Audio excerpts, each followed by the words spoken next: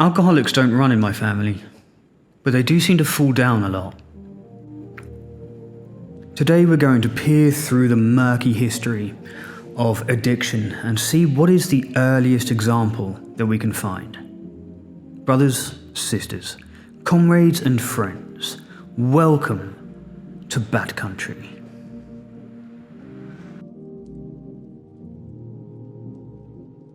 So we know from very ancient records, like 5,000 years old in Sumer and very ancient Egypt and in parts of China, that alcohol was already an important part of life at those times.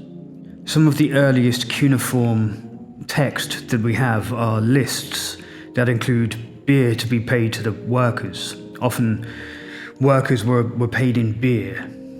It was like a currency. And certainly in Sumer, which is modern-day Iraq, there were already like codes and social regulations about drinking. And some of these ancient cuneiform tablets involve guidelines that prevent people of drinking to excess. So even in the earliest part of recorded history, we can be pretty sure that people were getting smashed. Beer was so central in ancient Sumer that there was a goddess of it. Her name was Ninkasi, and she was the goddess of beer and of flowing water. There's one particular hymn for Ninkasi that includes the earliest known ingredients, a recipe for beer. And the poem is interesting because it also implies a kind of social order to drinking, or rather it kind of prescribes drinking to excess. In fact, I think I'll read it to you. Are you ready? This is a 4,000-year-old Sumerian poem translated into modern English. Given birth by the flowing water, tenderly cared for by Ninhursagha. Ninkasi, given birth by the flowing water, tenderly cared for by Ninhursagha. Having founded your town upon wax, she completed its great walls for you. Ninkasi, your father is Enki, the lord Nidumud, and your mother is Ninti, the queen of Absu. It is you who handle the flour and dough with a big shovel, mixing in a pit the beer bread with sweet aromatics. It is you who bake the beer bread in the big oven and put in order the piles of hulled grain.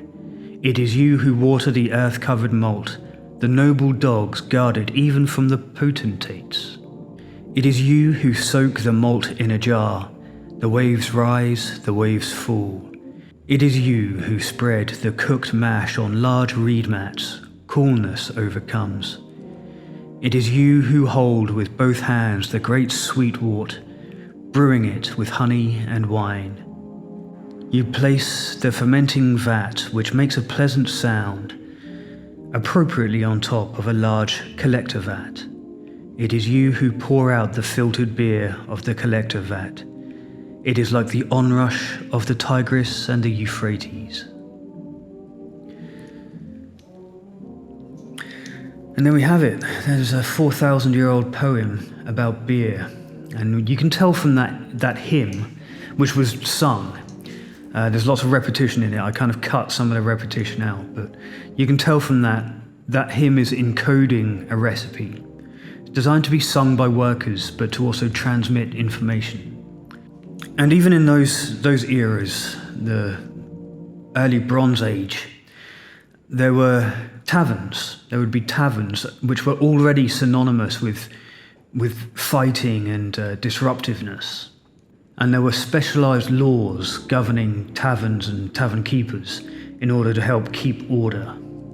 Opium too was in currency about 4,000 or 5,000 years ago, just as it is today. The Sumerians called it Holgil or Holgil, meaning the joy plant.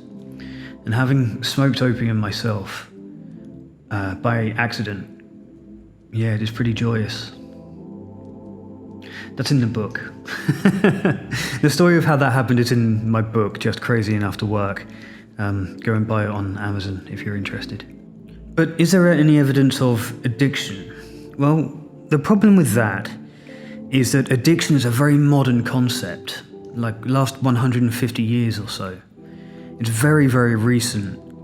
The idea that one can become dependent on a thing is itself kind of an innovative and modern idea. But from these times, there are no explicit records of what we would consider today addiction. In fact, alcohol and opium are generally referred to as medicines, especially in ancient Egyptian texts. The Ebers Papyrus, which is from about 1500 BC, lists opium and alcohol as treatments for certain conditions. And it does seem to note that tolerance to the products can increase, which is the first like little kernel of understanding of addiction. That the more you have of a thing, the more you can tolerate of that thing. But it's still not addiction in any modern sense. But it's in ancient Egypt that we first start to see depictions of drunkenness, of carnality, as a result of heavy drinking. Large banquets with sexual activity, that kind of thing. They start to appear on tombs and engravings around 1500 BC. And by the time Buddhism really takes hold, and by about 500 BCE, alcohol does become recognized as a potential problem. The fifth precept in Buddhism explicitly forbids intoxicants that promote heedlessness. We would translate that to like licentiousness today, like drunkenness. And in fact, by now, after 500 BCE, as the Buddhist texts become more and more sophisticated, we start to, already at this point, Buddhism can be mapped onto addiction, which is why Buddhism is such a successful tool for so many sober people. Namely, in Buddhism, alcohol is, or like a desire for alcohol is described as an attachment, a tanha, which is holding us back. A lot of the early Buddhist writing is about craving and licentiousness and debauchery and self-control and moderation and deprivation, all of which are still completely current language within addiction. But I think the oldest unequivocal reference to addiction is not to a substance like alcohol or opium, but to a behavior, gambling.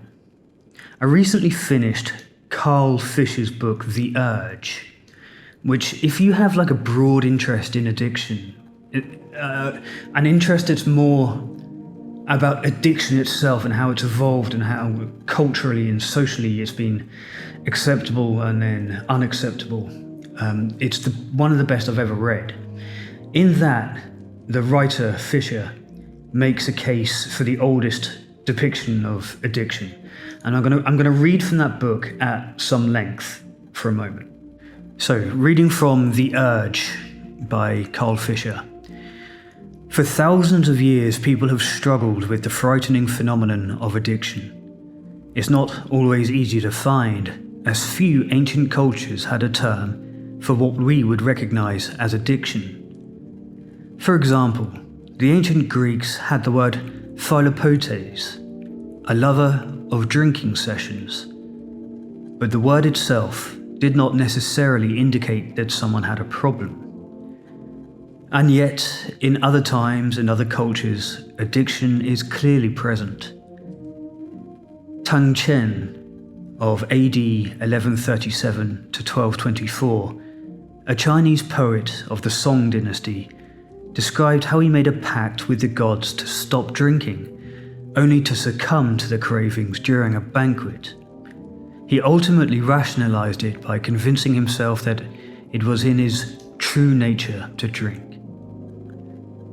The Chinese literature scholar Edwin van Bibber-Orr has documented several other Song dynasty works describing shi jiu, a love of drinking marked by craving, desire, and thirst that bears striking similarities to what we call addiction today. And at this point, Fisher brings in his earliest example. But one of the oldest examples of addiction in history concerns not substances, but gambling, a behavior nearly as old as human civilization itself. In the Rig Veda, an ancient compilation of Vedic Sanskrit hymns from India, among the oldest surviving compositions in any language, an evocative poem known as The Gambler's Lament presents an unambiguous description of gambling addiction. In a text that likely dates to before 1000 BCE, a 14-line poem captures in vivid detail the despair of a man who struggles unsuccessfully against his desire to play at dice. At the start of the poem, we learn that the dice have already inflicted a heavy toll. The gambler has driven away his true community, his devoted wife and mother. Yet, despite that wreckage, for much of the poem, he struggles to stop. He resolves not to play with his fellow gamblers, but then, at the sound of the dice's voice, he rushes to them like a girl with her lover. His body is aflame. He feels as if the dice themselves have power over him. And now quoting directly from the poem. The gambler goes to the hall of play, asking himself, "Will I win?" Puffing himself up with, "I will win." The dice run counter to his desire, conferring the winning throws on his opponent. They are just dice, but hooking, goading, debasing, scorching, seeking to scorch, giving temporarily like a child, then in turn slapping down the victor, infused with honey, with power over the gambler. And that's our earliest depiction of a compulsion for an addictive behavior, in this case gambling, but that could easily be a poem about, whiskey or baijiu or anything else. Like a lot of these early texts, it kind of confers onto the substance or the behavior this almost kind of ritualistic, almost divine, superstitious nature. There's the goddess of beer from Sumer that we've mentioned a moment ago, and in that poem from the Rig Veda, the dice themselves seem to have some kind of mystical power over the gambler. We talk in exactly the same terms now. I see it myself right in the comments of my own YouTube videos. People talking about how alcohol is an evil spirit or a demon, or how addiction is some kind of divine punishment, that kind of thing. It's always been with us, and that makes it fascinating. Our understanding of ancient addiction is necessarily skewed by the fact that we've only very recently invented addiction. And when we're talking about addiction, we're not talking about a physical thing that leaves scars on bones, or it's not like a tumor. It's more like a concept or a set of agreeing ideas that form addiction, rather than a physical thing that you can be dug out of the ground by an archaeologist. It's much harder to encode and to trace its history. And that's it, really. That's just a short thing that I wanted to talk about today, after having read The Urge by Carl Fisher. I'm going to try to get him on the channel to talk about his work, and he has another book coming out very shortly, so I think he'll be willing to share some wisdom with us. It's really good. I'll leave a link to, I mentioned my own book, so I'll leave a link to that, and I'll leave a link to Carl Fisher's. But this video is in no way affiliated with him or with his book, except to say I really liked it. Thank you for watching, and as always, good luck out there.